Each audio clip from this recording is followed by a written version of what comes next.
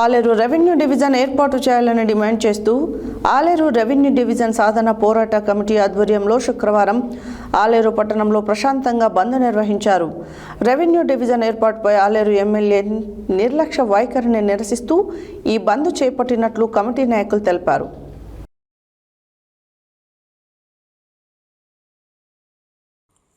Aleru revenue division ఏర్పాటు చేయాలని demand చేస్తూ ఆలేరు రెవెన్యూ డివిజన్ సాధన పోరాట కమిటీ ఆధ్వర్యంలో శుక్రవారం ఆలేరు పట్టణంలో ప్రశాంతంగా బంద్ నిర్వహించారు. రెవెన్యూ డివిజన్ ఏర్పాటుపై ఆలేరు ఎమ్మెల్యే నిర్లక్ష్య వైఖరిని నిరసిస్తూ ఈ బంద్ చేపట్టినట్లు కమిటీ నాయకులు తెలిపారు. బంద్కు స్థానిక వివిధ రాజకీయ పార్టీల నాయకులు, కార్యకర్తలు, ప్రజా సంఘాల ప్రతినిధులు పెద్ద ఎత్తున పాల్గొని తమ సంఘీభావాన్ని ప్రకటించారు.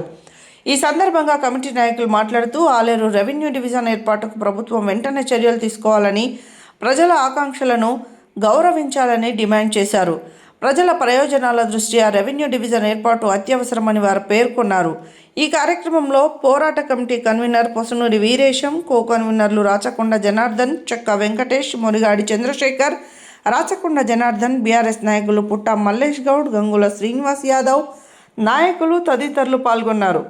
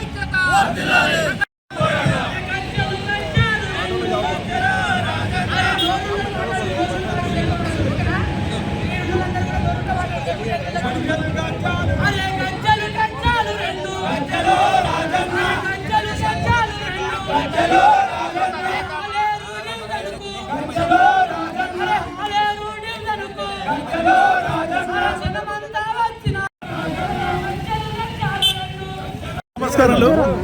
ఈరోజు ఆలేరు రెవెన్యూ డివిజన్ ఏర్పాటుపై ఆలేరు ఎమ్మెల్యే బీర్లా ఐలయ్య నిర్లక్ష్య వైఖరి నిరసనగా ఆలేరు పట్టణ బంద్ మరియు ధర్నా కార్యక్రమం నిర్వహిస్తున్నాము.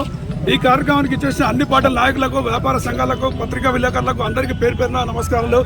అదేవిధంగా ఆలేరు పేరుకే అసెంబ్లీ. ఆలేరు అన్ని రంగాల్లో పూర్తిగా విఫలమైపోతుంది. ఆలేరు అభివృద్ధి జరగాలంటే రెవెన్యూ డివిజన్ ఏర్పాటు తప్ప వేరే అవకాశం లేదు.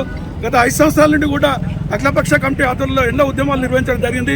అలాగే దీని మీద స్పందించి గత రాష్ట్ర అసెంబ్లీ ఎన్నికల సందర్భంగా కాంగ్రెస్ పార్టీ అభ్యర్థి బీర్లా ఐలయ్య గారు మేము అధికారంలోకి వస్తే 100 రోజుల్లో రెవెన్యూ డివిజన్ ఏర్పాటు చేస్తామని చెప్పి ఎన్నికల మేనిఫెస్టోలో పెట్టడం జరిగింది. ఇదే క్రమంలో ఎన్నికల ప్రచార సభలో రేవంత్ రెడ్డి గారు, కోమటిరెడ్డి వెంకటరెడ్డి గారు కూడా ఎన్నికల ప్రచార సభలో ప్రకటించడం జరిగింది. ఇదే క్రమంలో మన ఎమ్మెల్యే బీర్లా ఐలయ్య గారు మొన్న జరిగిన గ్రామ పంచాయతీ ఎన్నికల్లో, మున్సిపాలిటీ ఎన్నికల్లో కూడా ఈ అంశం వాడుకొని ఓట్లు దండుకోవడం తప్ప రెవెన్యూ డివిజన్ మీద అమలు మీద చిత్తశుద్ధి లేదని చెప్పి ఈ విషయాన్ని తీవ్రంగా ఖండిస్తున్నాం. అదేవిధంగా ఆలేరు పూర్తిగా నిర్వీర్యం అయిపోతుంది. ఆలేరు నియోజకవర్గ కేంద్రంలో ఉండాల్సిన ప్రభుత్వ కార్యాలయాలు ఒకదాని తర్వాత ఒకటి వేరే ప్రాంతాలు తరిపోతున్నాయి. ఆలేరులో ఉండే DE office, ACP office, sub register office, ఈ మధ్యన ఏర్పడ్డ మెడికల్ కాలేజు, 100 పడకల హాస్పిటల్, ఇంటిగ్రేటెడ్ స్కూళ్ళు, ఆఖరికి ఆలేరులో అసెంబ్లీ కేంద్రంలో ఉండే ఎమ్మెల్యే క్యాంప్ ఆఫీస్ కూడా ఎమ్మెల్యే గారు తన ఇంటి వద్ద ఏర్పాటు చేయడం జరిగింది. ఈ విషయాన్ని కూడా తీవ్రంగా ఖండించినాము. ఈ రకంగా అన్ని తరలిపోతే రేపు డీలిమిటేషన్లో అసెంబ్లీ కూడా కోల్పోయే ప్రమాదం ఉంది.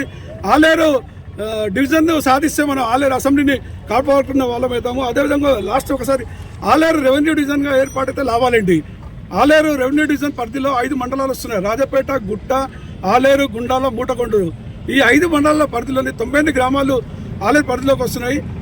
అదేవిధంగా 23 ప్రభుత్వ శాఖ కార్యాలయాలు వస్తున్నాయి. ఆటోమేటిక్గా ఆలేరు డెవలప్మెంట్ అయ్యే అవకాశం ఉంటుంది. రెవెన్యూ డివిజన్ సాధించేంత వరకు కూడా ఉద్యమాన్ని కొనసాగిస్తామని తెలియపరచు సెలవు. చనిపోయారు. తెలంగాణ రాష్ట్రం వచ్చింది. ఈ రెవెన్యూ డివిజన్ కోసం కూడా బలిదానాలు చేసుకోవాలా చెప్పండి.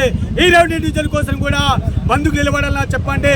అందుకే రెవెన్యూ డివిజన్ తక్షణమే ప్రకటించాలని అఖిలపక్ష తరపున డిమాండ్ చేస్తూ అధికార ప్రకటన చేయాలని ఈ సందర్భంగా కార్యక్రమాలన్నీ కూడా మరి మీరు ఏది కూడా చక్కగా లేదు. మరి 6 గ్యారంటీలని అవి కూడా మీరు తుంగలో దొక్కుతూ ఈ రెవెన్యూ డివిజన్ కూడా మీరు ముందుగా ప్రకటించాలని చెప్పేసి మేము ఆలేరు మరి ప్రజల పక్షాన మరి మేము కోరుకుంటూ గత ప్రభుత్వం మళ్ళీ వీళ్ళు వెంటనే ప్రజల సౌకర్యార్థము ఆలేరు ప్రజల అభివృద్ధి కోసము రెవెన్యూ డివిజన్ వెంటనే ప్రకటన చేయాలని ఈ సందర్భంగా నేను డిమాండ్ చేస్తాను. కాబట్టి ఆ వాగ్దానాన్ని నిలుపుకోవాలి. అలాగే ఈ మరి రెవెన్యూ డివిజన్ గా ఆలేరును ఏర్పాటు చేయాలని మా ఉద్యమకారుల సంఘం నుంచి మేము డిమాండ్ చేస్తా ఉన్నాం. రేపు జరగబోయే ఎమ్మెల్యే అసెంబ్లీ సమావేశాలలో రెవెన్యూ డివిజన్ ను గెజిట్ తీసుకొచ్చే విధంగా ప్రయత్నాలు చేయాలని కూడా మేము అఖిలపక్షంగా కోరుతున్నాం.